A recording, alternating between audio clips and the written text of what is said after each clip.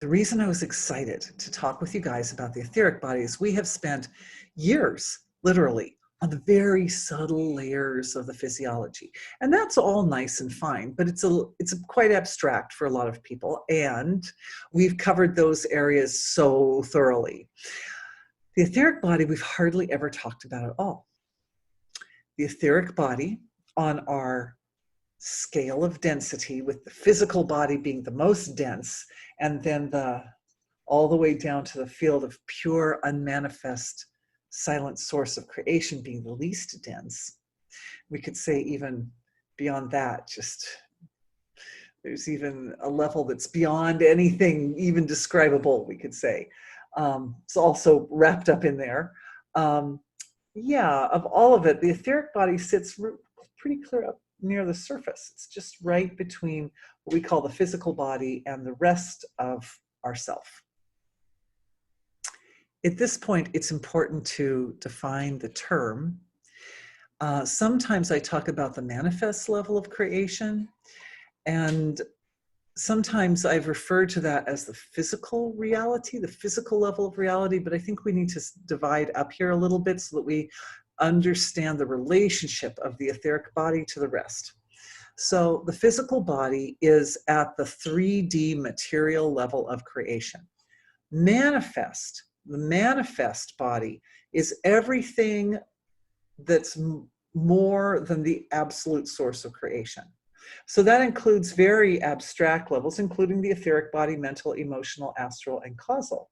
So it includes all this we would call the manifest level. And then down here, this is unmanifest, quality-less, eternal, infinite silence, infinite, finer than space, finer than space.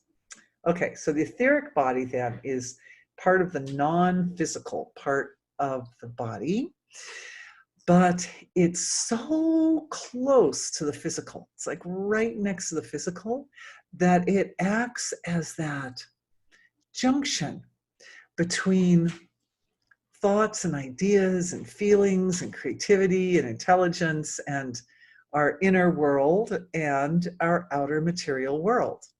So you can imagine that the etheric body is a major player in the manifestation process, right? Because that manifestation sits between an idea of something that you want or a thought or a feeling about it and like it actually being there in the full value, so the full material value. So the etheric body is very interesting that way. And the other thing that I find very interesting about the etheric body is it's something that we don't hold in common with a lot of the life in creation.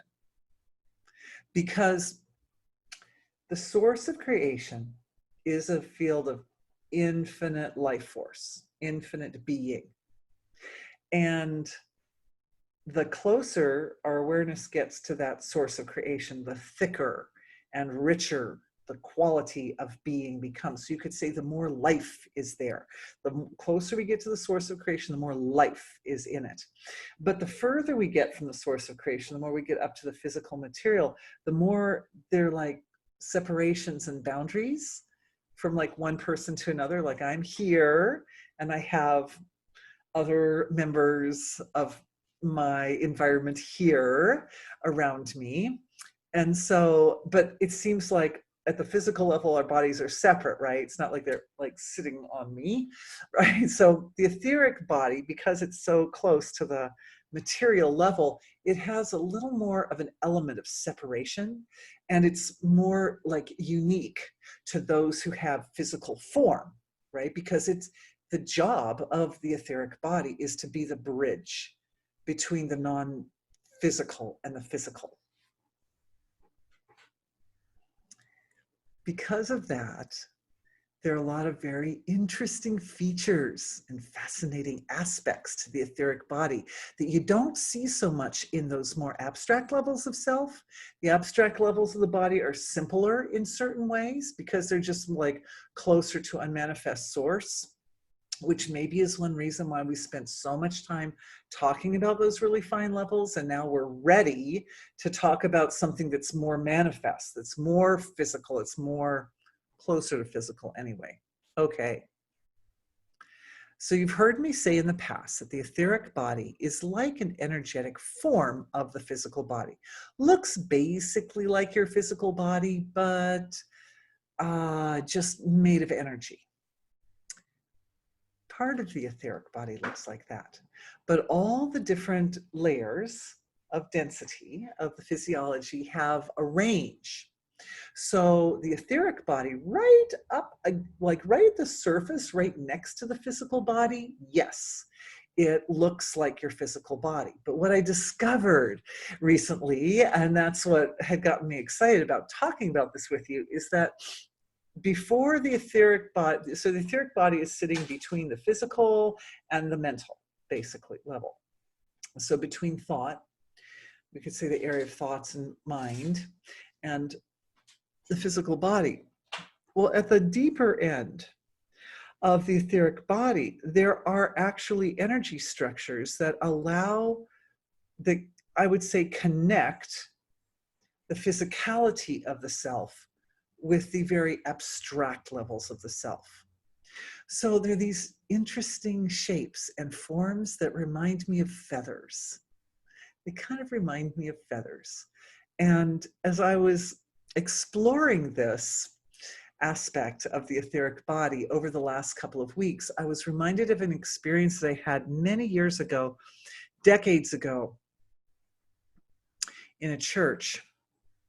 I remember being in a church and realizing that the tradition of beautifying the inside of a church was probably originally born of a desire to honor the dignity and the sacredness of religion in general. But what I realized is that the beautification of the inside of the church had another value as well, whether that was consciously understood and recognized by the people who work and create churches or not. And that was that the church being an unusually beautiful, and especially if we think back to like times in the past when often churches were the most beautiful, the most ornamented, the most amazing buildings in a community, that this glorious external environment was also very attractive to those aspects of consciousness that we would call angelic forms. And I call them angelic forms because, rather than angels straight up, because of course, our bodies are at the subtle level. These angelic forms are actually they're actually expressions of the causal body. So being in the church and being surrounded by so much beauty, and of course, we also experience that out in really what can we say, uncorrupted places in nature, right? Sometimes when we're out in like really beautiful places in nature, we feel very close to those amazing, eternal, great expressions of nature's intelligence that are responsible for the manifestation of such exquisite beauty. My husband did a search a few years ago and found that about 80% of Americans believe in angels. That's a pretty good percentage. So even people that don't believe in energy healing or that just don't, I don't think that people necessarily don't believe it, they just don't understand it. I think if people understood it, it would be easy to believe that that's something that's real. But anyway, yeah, about 80% of Americans, and it's probably similar in other parts of the world, or maybe even more. So these beautiful, beautiful internal spaces of churches allow them, you could say that they create a condition that allow the free flow or the expression of this subtle level of the physiology to sort of shine forth and to become more, to express itself more completely and to become more easily accessible on the level of consciousness. And I noticed years ago when I was in this church that when I saw angels in the church, they didn't really necessarily look like traditional angels that look very kind of humanesque with a pair of wings like that, but rather I saw beings that looked like they were covered in wings, covered in smaller wings that were like scintillating forces, scintillating field of life force that was in kind of continuous motion like that with wings all over it like that.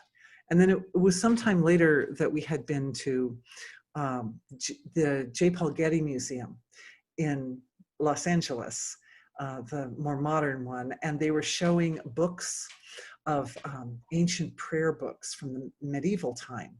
And on one of the pages, there was an angel that looked like the one that I had seen in the church, that was just a being. Instead of looking like more the traditional form, it was this, there was like a face, and then it was just wings all around it and all over it. So I thought that was very interesting. And I realize now that over the course of the ages, a lot of the subtle perceptions that people have get a little bit mixed together, right? Like there's physical, there's the obvious physical. You know, she's got some blue and pearl and purple in the necklace there. That's pretty obvious. The hair is so long and so forth.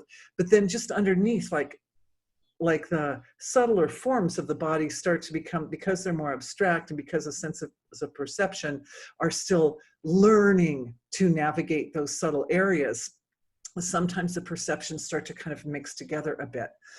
But what I noticed was that particularly along the back of the body, there are many feather-like forms. They're forms that kind of, and I think we've talked about one of the shoulder area in past webinars, but there's also one at the hip area, and there's also one under the shoulder area at the bottom of the ribs, and all across, in fact, all across the back. There are these forms that are the interface between the physicality of the body and all the abstract field of the body, all that field of consciousness. And they have a kind of cornucopia shape to them, if that makes sense. So there's like a point. The points come in toward the cord of light and the spine, and the chakras, they connected to the chakras, and they're on the front of the body and they're on the back of the body, and they're levels of there's a level of the etheric body that's very like more abstract than the one that just looks like you only energy, that's just covered in these forms that look like cornucopia type flowers or feathers, you know, that come out like at the end of a trumpet, like the end of a trumpet, if you can imagine that. And these are denser expressions of consciousness than the threads of the astral field, and yet they are comprised of those threads. So you can imagine the streams or threads of the astral field that connect us to the web of life that's at a deeper, it's like a collective level of ourself. They're able to form into these lovely feather-like forms that are all through the etheric body and connect us to, but they work internally. They work internally. They connect the physicality of the body with the subtler layers of the body, the mind and the emotions and the astral and the causal levels of the body. So I think I've been talking for quite a while. Let's stop for a minute and do some healing. Now that we have a sense of what the etheric body looks like, we've got these very delicate feather-like structures at the deeper level of the etheric body, and that's the interface with the mental, emotional, etc. And then as the feather-like structures come to points, the points are like points of definition in the etheric body that show the actual form of the body. And for those who are new, just a reminder that the etheric body does shine outside. It's a little bit larger than the physical body. And so the etheric body radiates outward from the skin by a couple of inches. So if you're not sure about your etheric body, or you like to double check that from a subjective perspective, you can use your hand chakra and you can just feel put your hand chakra outside your arm like that, and you can feel the energy of the etheric body. If it's just a couple inches away from the physical body, you can actually feel the hand moving across the space of the arm. And so what's happening is the etheric energy of the palm of the hand is touching the etheric energy of the arm, and is they're moving together. And you can feel your etheric body.